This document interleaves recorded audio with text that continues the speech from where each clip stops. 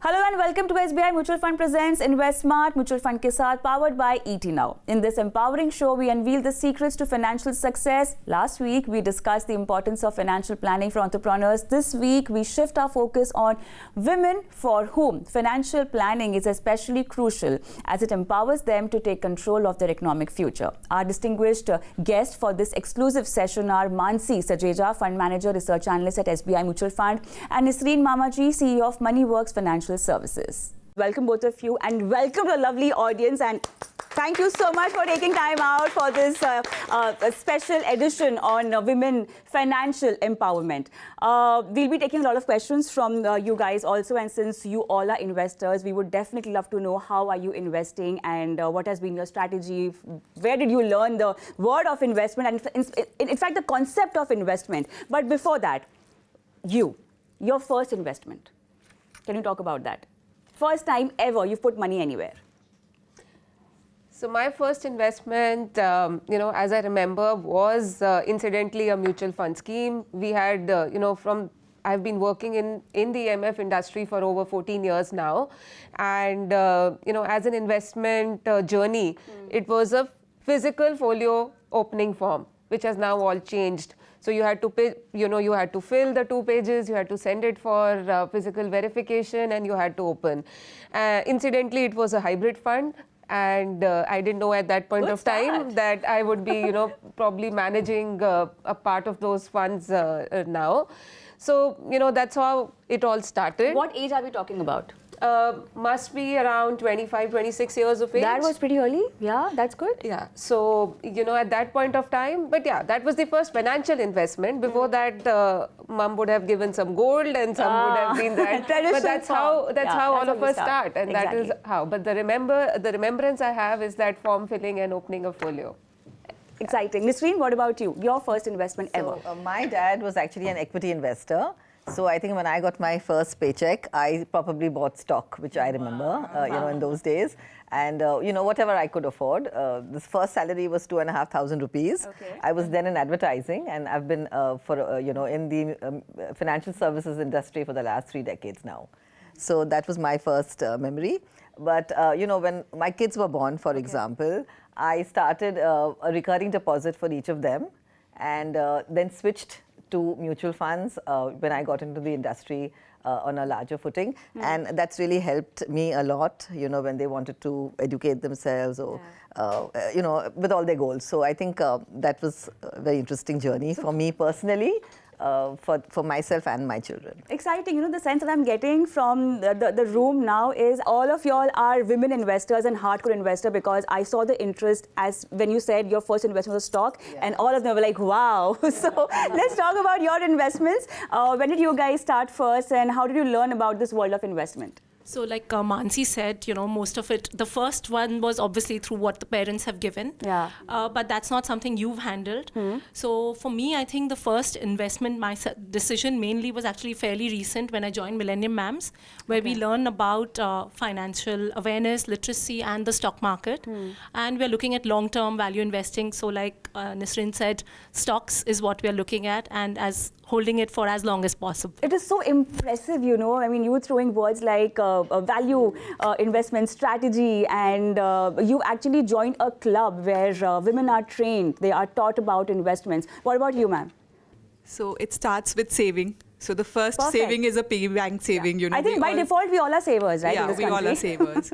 And then it starts with goals, traditionally it was gold, commodities, FMCG, some topics that are women friendly, infrastructure, or, and then getting into shares, bonds, and things like that, I think. Wow, that's so nice to know. But then one question to you now, since we over here have an audience who are aware about the financial markets, but then this scenario is not similar in all the parts of our country, okay? The narrative as far as women investing is concerned has changed a lot, especially since the pandemic. We have enough reports that say that, age-wise, women are investing in the sense 40-year-olds maybe are more in tune with their investments or with their financial planning. Recently, there was a report where, it said that savings in rural India done by women has reached a record high level. So the entire narrative of women cannot invest, okay, they are good budget controller, they are Grah Lakshmis, but being an investor, people used to see a lot of hiccups coming out there. The scene has changed. You train a lot of women. You have women investors. What are the common apprehensions that you see them facing when it comes to money-related topic, when it comes to their financial freedom? So typically what I find is that, women tend to shy away from the investment decision themselves, even if they're women in finance and even if they are bankers, because traditionally we've been used to letting, the men in the family, whether it is your father or later on your husband or your son, manage money. And this is not only for India, okay? This is basically a feeling or the way that women are raised. To that certain things, you learn and certain things you learn, even if the women are good in maths. So there has been a subtle change now, as you rightly said, that there are more women in the workforce, and when you earn your first salary, you still manage to give it to your dad to invest. But I think the understanding has come. There has been a slow change where the women, even if they make mistakes, see, because it's not going to be without a mistake-free kind of a ride. And the earlier you make the mistake and learn from it, it's better from you, because probably the amounts that you invest will be a little, less when you are in the early part of your investing journey.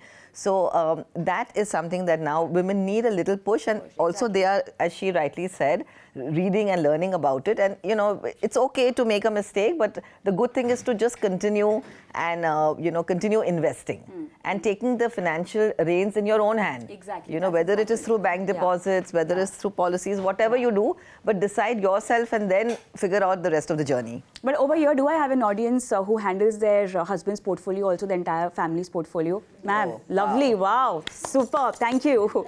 Let's talk about that. I want to know, how do you handle your family's portfolio? Your husband listens to you, right then? you decide for all of that. I don't bother to tell him anything, to tell you frankly. Lovely. There you go. I told him, look here, I'm accountable for what I'm doing and I don't owe you any explanation. Okay, right. I think that women, why they prefer their husbands or fathers or sons to manage their money is because they are emotionally attached to the outcome of whatever they invest in. So once you detach, you detach yourself. Because risk management is all about, you cannot manage the risk if you're not detached. And I think that's one reason why women like gold, because they're fond of gold, they love gold, so they don't care. The gold price can escalate, but here we can see women liking stocks also and mutual funds also. So Mansi, coming to you, thank you so much, ma'am. I'll continue that with you. But talking about women's investment strategies, okay, do you think there is a separate set of rules and things that go around as far as women investing is concerned? Investment instruments are the same, okay? Your investor behavior might differ, as compared to a women investing or a man investing. Maybe women they have much more patience and they are literally a long-term investor. But can we decide specific investment instruments based on gender? No. So it's not just based on gender. I'm a great follower of behavioral finance, and it, part of it is gender, part of it could be some other life stages, part of it just the way you are and what you prefer. So we have seen that women investors could be more loss averse, and we said that and they may not be able to differentiate between the short-term volatility and the loss probably that an asset can give. So they may be volatility averse also. So with that regard, we always kind of educate them or tell them that, see, I mean, based on your goals, think about your goals. The goals for every person are the same. It's not gender specific. Most of us have short-term, long-term retirement goals. So think about them and look at each investment according to the goals that you want to fulfill, and try to distinguish between the short-term volatility and the capital loss that probably you think you are attaching to that volatility. So those are the subtle things that all of us try to communicate. All of us want at least investors, and this is a great platform for me to convey to them that NAVs may go up and down, but just look at it over a longer period of time and align it to your goals that you have. And when we talk about women, I also want to cover the mindset or the investment mindset that a working woman might have, a homemaker might have, a single mom would have, or a single lady would have. Sure. So typically, you know, the mindset depends on the age that you are and the goals that you personally will have. So like for a single lady, I found a lot of them, you know, want to travel. So they will have an international plan, say, you know, foreign travel in the next 1 to 3 years. Or they might want to buy a car. They have a bucket list. They have a bucket list. Okay. So I'm going to check out your bucket list also. Yeah. Or, you know, like an expensive pair of earrings. Some people like, you know, a branded shoes, like maybe like a Jimmy Choo. I want to save up for that. Yeah. So it's, you know, different. But vacation and travel, international travel is top of the, you know, list. Also buying the first house. So you have to put down the deposit money and you're saving for that 20% that you want to put down so that you can start then paying the EMI. So these are some of the things that, you know, the single women are definitely planning to do. Even if they get married in future, then they will club it probably with, you know, the prospective mate. Also young mothers, for example. If they are homemakers at that point of time, because a lot of women do take a sabbatical when the children are very young and they don't have, you know, somebody to look after the children. At that time, they will start planning for the child. So the education goal will start immediately, you know, and I think that's very good because then you have those 15 to 17 years to plan if you want a foreign education for your child, or say, you know, a doctor or engineering. All those capitation fees are so high. Even the private engineering and medical colleges are so high, even within the country. So they will then start planning for the child's education through maybe an SIP per month, depending on the investable surpluses, because sometimes young families may not have that investable surplus if there's one person working, especially in the metros, because, you know, that's an expensive lifestyle if the mother has taken a sabbatical. So it doesn't matter what you start with, but what is important is to participate in the magical power of compounding. Right. So let the compounding work for you. Right. So even if they're starting with 500, 1,000, 2,000, whatever the surplus, the journey itself will be really nice because the money will work for you in that case. So then there are two individuals working and the money working with you. So that's what I try to encourage, you know, for young women who are in the, whether they are single moms or then they are, you know, married. If a woman in her 40s is starting, she will typically be looking at her retirement goal, because then it's like, you know, suddenly struck you have 15 years left, 15 to 18 years left, and I want to, you know, have a good retirement as well as possibly, you know, finance the children's education. Some people also plan for kids' marriages, though these days I'm trying to discourage and saying, you know, registered marriage is good enough. And for gold, of course, we also encourage them to buy, you know, on paper, like an exchange-traded fund, a mutual fund on gold, or a multi-asset fund, which will also include gold besides equity and bonds. So these are some of the ways that you know, get the gold component in. So, you know, you have a bit of all three in that. So I think the older women who are already retired, sometimes they come, you know, with their entire gratuity, PPF, VRS, whatever, their entire lump sum. So if they have that amount, then we work out a retirement plan for them based on, you know, life expectancy around 8. These days women are really, I mean, people in general are looking after themselves, so, you know, health conscious. So now if you're in the metros, you look at a life expectancy of about 80 to 85. So you're still looking at about 25 to 30 years of retirement period. And we try to match the last drawn salary. Okay, so that, of course, we do the forecasting. If that works, it works, or then you take a dip in your lifestyle, which I prefer not to do. So the women start earlier, then at least, you know, you're on budget. Right. And you kind of review the budget and the forecasting, your financial plan every 2 to 3 years so that you know that you're on track. Exactly. And if you're not, then, you know, somewhere along the way we change the aspirations, increase or decrease.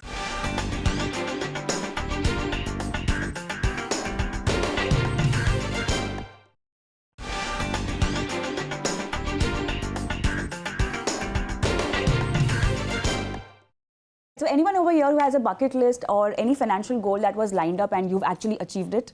Hi everyone. Hi. My name is Indu Nair and I own and manage my own brand called Indu Diva, which is into fine silver jewelry and curated handloom saris. So I'm a single mother and I will tell you what my journey of personal finance has been. So I was in the corporate space for 18 years and I used to diligently and regularly invest in SIPs, various SIPs. You know, equity, debt, balanced, all, hybrid, all kinds, and different goals. So I was able to buy my own property, my own house, and my car. Okay.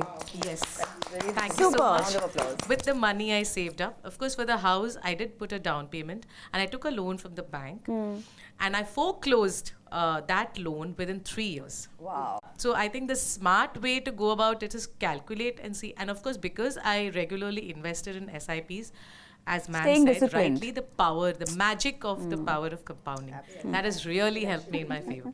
Today, my son is studying an MBA in Canada, in Sheridan College. I'm really proud of him and of our journey So together. good to know that. So good to know. Thank you so much. I also want you to focus on, Mansi, understanding your risk appetite. Okay, this is something that women actually don't like taking too much risk. Okay, and also when it comes to understanding investment products, when they get into it, like most of them that I've seen, and even the ladies over here, they want to understand the product in and out. But also how important it is to understand your risk profile. Yeah. So I think women, so it comes back to getting the basics right. You have to have an emergency corpus. You have to have, as you rightly said, the family's medical insurance in place. You need to have something, a term insurance if you are the earning member, very necessary. And then understand that then when I have all that in place, then what is the risk I can take with my the portfolio. So what I need for my immediate goal, like ma'am said about travel plan or something, or what I need for medium term and what I need longer than that. We believe that women, when they don't think in these buckets, then they feel that I am very loss averse. If you have that in mind, that no, I have this in place, I can take care of myself for 6 months without even earning, I'm not dependent upon my investments for my monthly needs, then let me plan my future investments based on that. So a little bit of, as I said again, a little bit of more hand-holding is required. A little bit of, we have to tell them a little more on drawdowns. Okay. So they need to know that a product like this can see an intermittent drawdown, but then what happens after that? Then what happened in an event which happened, say, in 2020, or an event which happened way back in 2008, or just a particular single stock which could have reacted, something like that. But I guess, as I said, it's a journey. You have to be in it to experience it. You have to see the whirlwind yourself and to experience it yourself and distinguish. This is volatility. This could be a permanent capital loss. I need to review, but I don't need to review every day. So, all this is a journey that we are all together. As fund manager, we have learned, as I have learned it the hard way. So I can guess that. And then there are sometimes tax changes. Everything hits you the same. It's not that men are impacted differently or women are impacted differently, but everything hits you the same, and you have to be prepared for that. Let's talk about empowering divorced women, okay? Or maybe there has been a separation because of which your finances have been impacted, or maybe you are a person who never got involved in family finances, and now all of a sudden it hits you that you really need to get your act right. How can you go about it? So while you're still married, I'll just mention an anomaly here. That I find a lot of women, when they're dividing the expenses, the day-to-day home running expenses are managed by the woman's salary, and the husband normally looks after the longer-term plans. This is a common phenomenon. So this is a common phenomenon, okay? And I don't know why this happens, because... This happens with you also? So we've heard. I mean, this is what I'm aware of also. Okay. So, I mean, at every women's meet that I go to, I always tell the ladies that I speak with that it should be divided, both of them, equally. So, or also in the proportion of earning.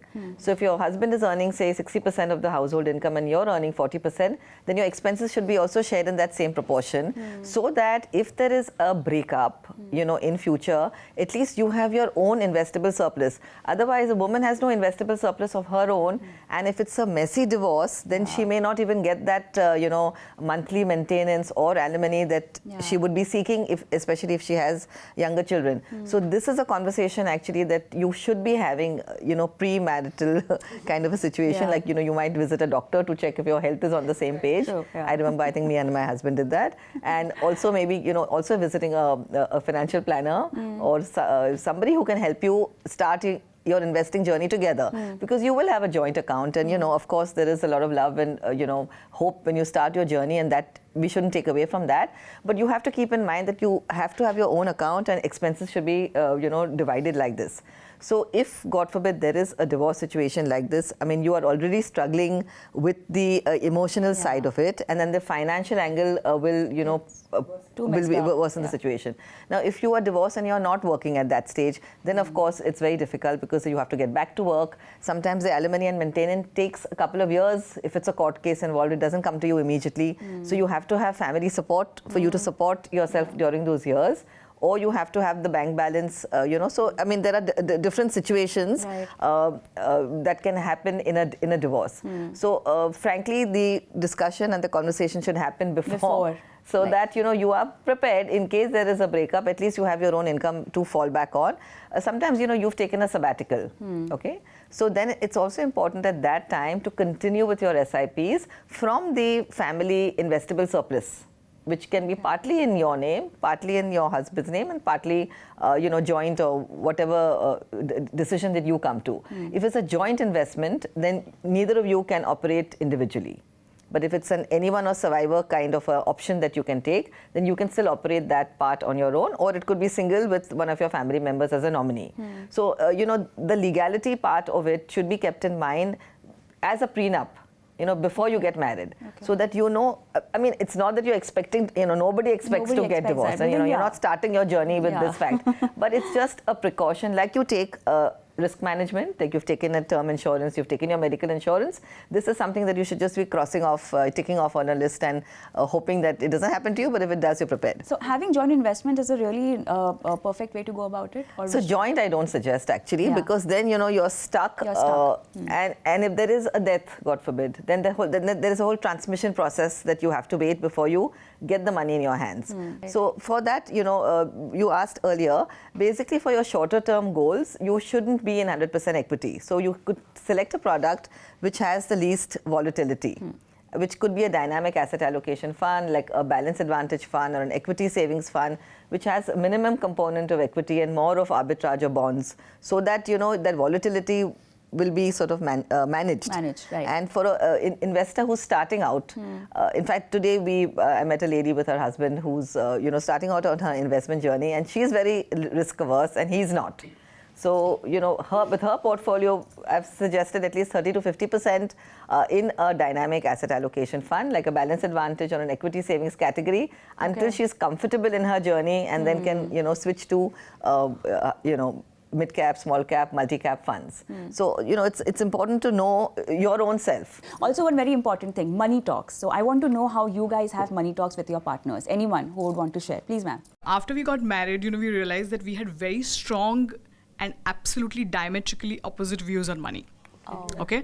And I am a person, you know, I would like to kind of debate about things and, you know, just try to understand and analyze before making decisions. So very early on in our marriage, when we realized that, you know, one of us is, you know, a spender, one of us is like, you know, just doesn't like to spend, and, you know, stuff like that. We came to a consensus. We had a very, you know, open conversations about, you know, okay, this is a potential pitfall. This is, you know, this is where we need to kind of manage our money our ways. So long as I think we are managing our own our way, this is an area of conflict that we absolutely avoid. Questions? Yes, ma'am. It's quite interesting. Earlier on in our journey, we just started out, we just earn a few thousands, right? So division of labor between husband and wife. Interestingly, we started out with I looking more at the saving options, and interestingly, my first investment was a PPF with SBI. Okay. Hello, I mean, it was in those days. So I was more in the savings piece, and my husband was the one who was managing the investment part.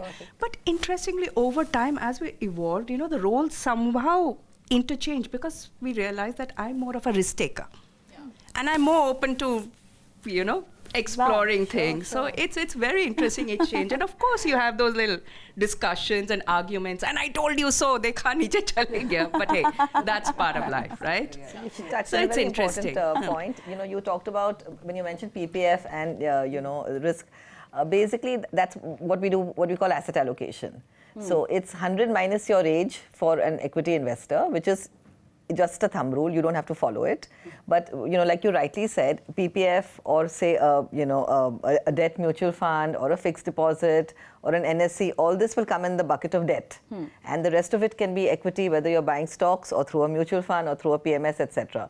So it's very nice that you actually mentioned that, he did the PPF and you did the PPF and he did the equity, because you were actually doing the asset allocation for the both of you. It's very nice that you identified as to what kind of an investor you are, and, just give the free way to each other. And with that, the time is up. And thank you so much, all of you, for taking time out for this very interesting discussion that we had. Thank you so much, Mansi and Isri. And time to wrap up. Thank you so much for watching. Goodbye.